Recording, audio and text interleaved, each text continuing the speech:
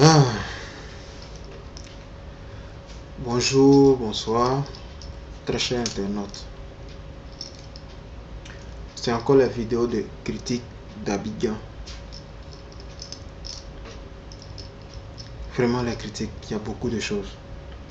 Il y a beaucoup de choses. Mais on va aller un peu. On va dire ce qu'on sait. Vous aussi là, amenez-nous les sujets.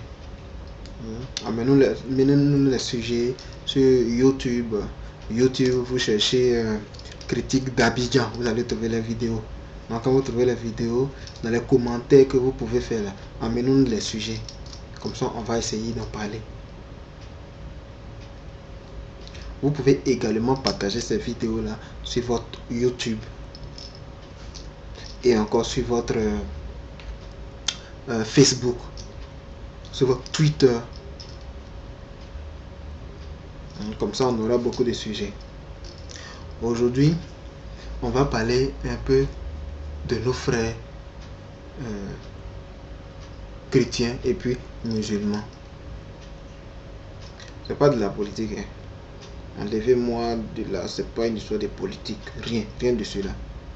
Mais c'est une histoire de comportement. Voilà, c'est une histoire de comportement. J'ai des parents chrétiens, j'ai des parents musulmans, j'ai des amis chrétiens, j'ai des amis musulmans. Moi-même, ici dans un. Je ne vais pas vous dire, mais je suis dans un. C'est pas parce que je suis dans un que je vais critiquer l'autre. Où je suis là, s'il y a d'autres là qui ne sont pas bien, je vais parler. Là-bas aussi, s'il y a d'autres qui ne sont pas bien, je vais parler. Donc, ce n'est pas du tout une histoire de politique ou bien indexer la religion de l'autre. Non. C'est juste pour dire ce qui ne va pas et puis parler des mauvais comportements. Je vais commencer par nos frères chrétiens. Chrétiens, alléluia.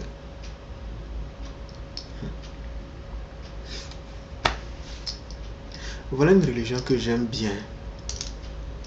Oui, une religion que j'aime bien.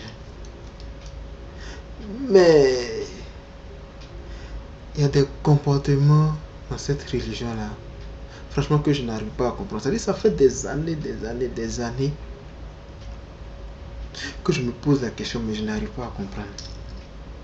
Ah, les frères chrétiens.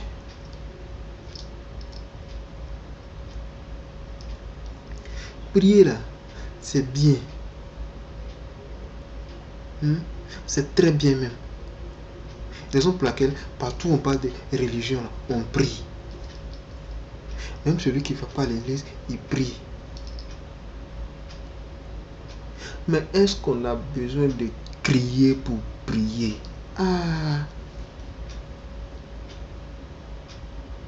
On n'a pas besoin de crier pour prier. Ou bien c'est parce qu'on dit Dieu est en haut, donc tu veux crier pour que Dieu entende. Mais c'est faux. Où on crie là même là, ça ne vaut même pas 2 kilomètres. C'est-à-dire où tu cries là, c'est juste même les gens qui sont à côté de toi là, même seulement que tu déranges. Ça ne va même pas mettre derrière la maison là-bas pour dire que Dieu qui est dans le ciel à combien de kilomètres, si on compte jusqu'à 7 ou bien combien de ciel ou bien quoi là, ça va arriver chez Dieu là-bas. Comprends que ce que tu es en train de crier là, ça gêne le monsieur qui est à côté. Comment il ne va pas détester ta religion? On crie, ouais. On crie pourquoi? Pour que l'autre écoute ta prière? Ou bien c'est pour gêner les gens qui sont autour? Pas ça, on appelle ça gêner.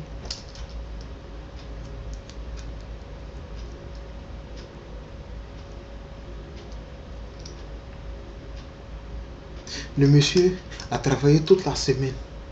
Il est fatigué. Il veut se reposer un peu. Voilà, on vient crier.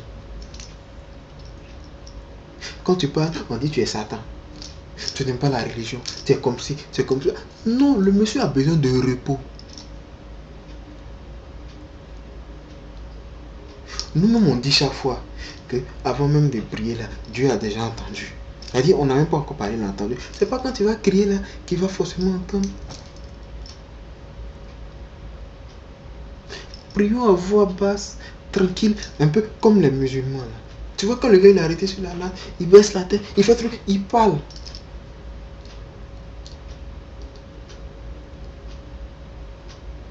Si j'aime un truc chez eux là, c'est pendant qu'ils sont en train de prier là. Ça, j'adore.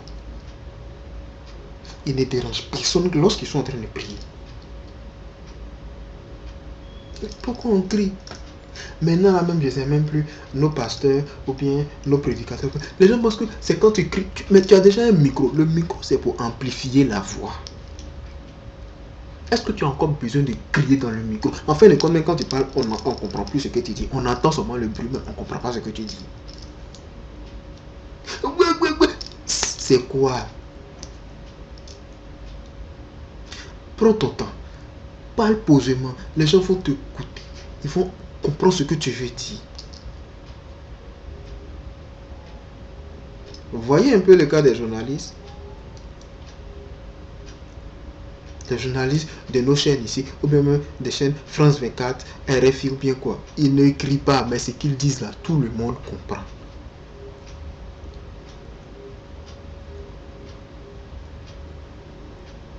Pourquoi on veut crier? Le gars, il crie jusqu'à... Il transpire même, il touche tout ça là, mais il veut... Il y a un micro, il y a combien de... Jusqu'à... Il y a 4 baffes, il y a ampli, il y a tout ça là. Mais le gars, il crie encore dedans. En fin de compte, on ne perçoit rien. La seule chose qu'on entend, Alléluia, on crie Amen. Tu penses que les gens ont compris? Ils n'ont pas compris. C'est Alléluia. Ils savent que même Alléluia, si tu n'as pas bien prononcé là, ils savent que c'est ce que tu veux dire. Ils vont répondre Amen. C'est pas parce qu'ils ont compris tout ce que tu as dit là.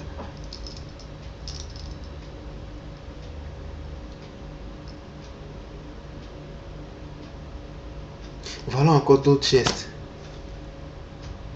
En pleine journée, en plein 14h, en plein 13h, voilà, quelqu'un qui veut se reposer, on parle de quoi? De répétition, musique, batterie, piano, tout cela, boum, boum, boum, boum, en plein milieu des quartiers, en plein milieu du quartier, du secteur, boum, boum, boum, répétition, balai, on crie. On ne peut pas diminuer ça un peu pour faire la répétition? C'est pas un concert. C'est normal, ils vont vous détester dans les quartiers. Si les gens ne peuvent jamais se reposer.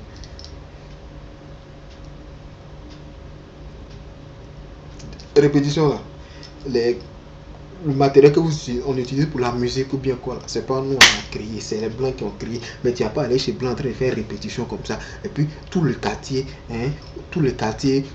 quoi là, ils vont les entendre en train de répéter. Parce que eux-mêmes ils savent que ça gêne. Mais ici, comme on a un peu de liberté, on veut faire en sorte qu'on nous interdise tout. Pourquoi? Comprenez un peu que ça gêne. De la même manière que souvent les maquis jouent musique, boum, ça gêne. C'est comme ça, quand nous aussi on crie, on chante ou bien on fait truc, on prie, on crie là. C'est comme ça gêne les autres aussi. Même les maquis même sont un peu plus organisés. Pourquoi? Parce que ceux-là, il y a des heures où ils ne jouent pas vraiment fortement la musique et peut-être ils le font dans la soirée où il fait moins chaud.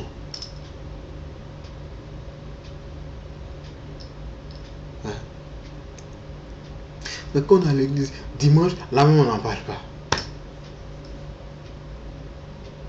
Les veillées là, bon, ce sont des jours exceptionnels, on peut comprendre, il y a une veillée, il y a une veillée. Mais quand on parle, on n'a pas besoin de crier. Prier aussi, on n'a pas besoin de crier. C'est vrai que les deux là se ressemblent un peu. On dit prier, crier, mais non, non, non. Prier, c'est pas crier. Prier, c'est parler, c'est pas crier.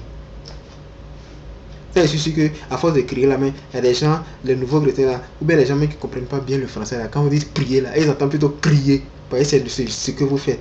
Est-ce que vous criez quand vous dites prier là? Depuis là, les gens ils ne savent jamais que c'est une histoire de prier. Ils entendent plutôt crier. Parce que vous criez.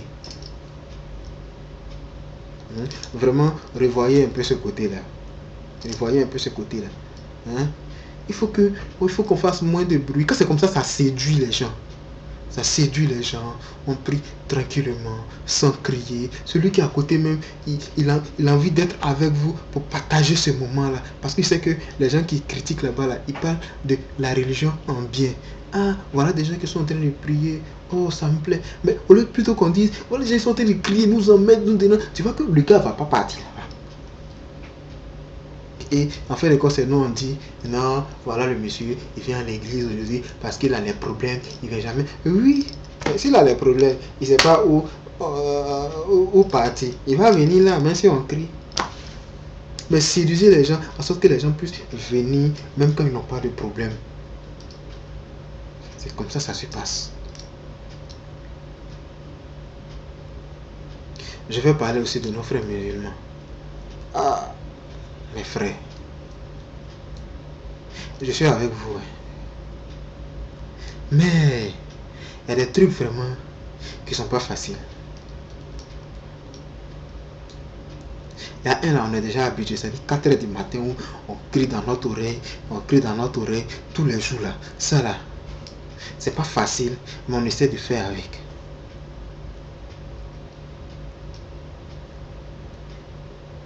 Les mégaphones, il y a des gens, mais ils ont eu 4 mégaphones pour orienter dans les 4 points cardinaux. Tu es musulman, tu n'es pas musulman, on va te réveiller aussi à 4 h du matin. On appelle ça du tapage nocturne. On a l'insomnie, on a grouillé, tourné un peu sur le lit jusqu'à 3 h du matin, où on a commencé à avoir sommeil, 4 h arrivé, voilà on t'a réveillé, alors que tu ne vas même pas prier avec eux. Ça là,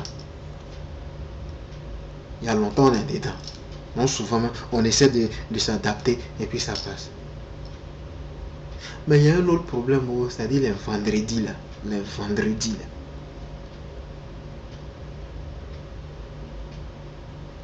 Vous barrez les routes encore. Quand on parle de développement là, ce sont les routes. Il faut qu'on circule librement.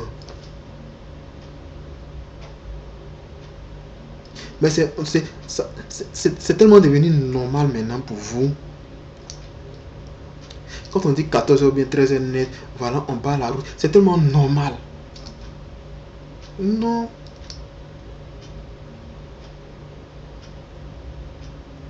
Quand on sait qu'on va avoir beaucoup de fidèles, ou bien on a beaucoup de fidèles là, on évite de construire le temple ou bien la mosquée au milieu de la ville ou bien quelque part où les voies sont grandes.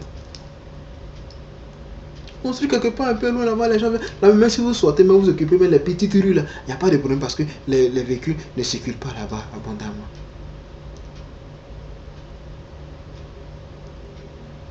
Je vais prendre un exemple, excusez-moi un peu, ça c'est un exemple, et puis c'est ce que je vois, j'ai vu très souvent la mosquée Koudous de Port-Bouilly 2. Et là, c'est devenu une coutume, tous les vendredis, on barre la route là, tous les vendredis. C'est pas bien. C'est pas bien. Tous les vendredis, on barre la route là.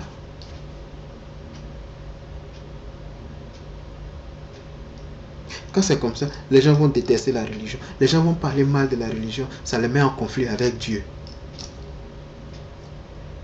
C'est comme si vous-même vous êtes en train de mettre la personne qui est là avec Dieu. Simplement parce que la personne est fâchée. Il venait urgemment. Il n'a pas pu passer parce qu'il ne savait pas que vous avez barré la route. Forcément, il va lancer une injure quelque part là-bas. Et puis il retourne. En fin de compte, Dieu est fâché contre lui. Essayons de revoir aussi ce côté-là. Essayons de revoir ce côté-là. En sorte qu'on ne barre pas la route. Les chrétiens aussi, évitons de crier pour déranger le voisin. Il y a un truc encore sur lequel je voulais revenir concernant mes frères chrétiens. À force de crier, c'est une habitude même. Ceux même qui veulent prier un peu à la maison, quoi le matin ou bien la nuit avant de dormir ou bien qui font les cellules de prière là, eux aussi ils vont crier encore à 20h ou bien 21h ou bien 19h. Le pauvre voisin est fatigué, il est allé au travail, ça ne va pas. Il a son malade qui est peut-être à la maison, il a mal à la tête. Cellule de prière, petit truc de prière on fait à la maison. Seigneur, bénis-nous, on va dormir. Merci, merci. Les gens vont venir crier dans ça là encore. Pourquoi vous faites ça? Hein? Pardonnez, voyez un peu ce côté-là, en sorte que tout le monde soit à l'aise. Dieu même a dit, il ne faut pas déranger ton voisin. Il faut respecter ton voisin. C'est tout cela qui est le respect. Donc, nous les chrétiens, ou bien vous les chrétiens, là, apprenez à séduire celui qui n'est pas encore chrétien. Hein? Les musulmans également.